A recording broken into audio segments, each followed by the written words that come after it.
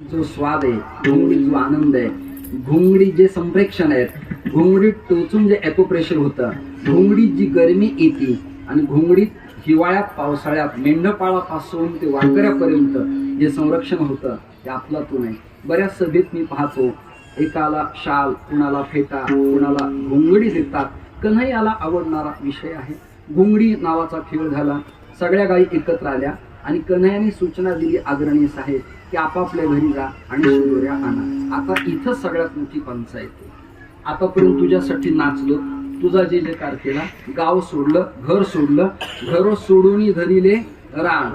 बर, वृत्ती दानाधीन झाली, संसाराची वाट लागली, तुझ्या संगतीत आलो, तुझा प्रचार केला, तुझं भजन केलं, तुझी भगवत भजन सेवा समर्पित केली, धर्म सांगितला आणि आता आता खाण्यापिण्याचा काळ आलाय. आता आता आता आपल्या आता आपल्या हातात आता सत्ता आली आहे, आपल्याकडं खाण्यापिण्याचा काळ आहे आणि आता तू म्हणतो घरी जा आणि शिदोऱ्या आणा.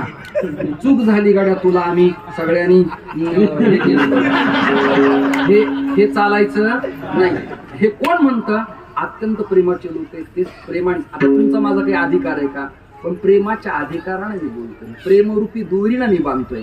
त्यांचा माझा तसा काही संबंध नाही की त्यांना मी सूचना करावी, त्याने आपलं ऐकावं. पण प्रेमाच्या दोरीनं बांधून घेतोय, असं करून चालत नाही. तर शिदोऱ्या आणा म्हणण्याचा हेतोय आपापले चांगले विचार या मंडपात घेऊन या. आरोग्यवान शरीराना कृष्णानं सगळ्याला सामुग्री आणायला लावण्याचा हितवास आहे.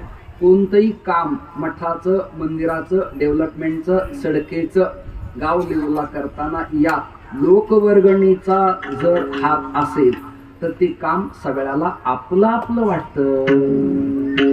हा सहकार प्रयोग देवानं स्थापन त्या कालखंडात केलाय.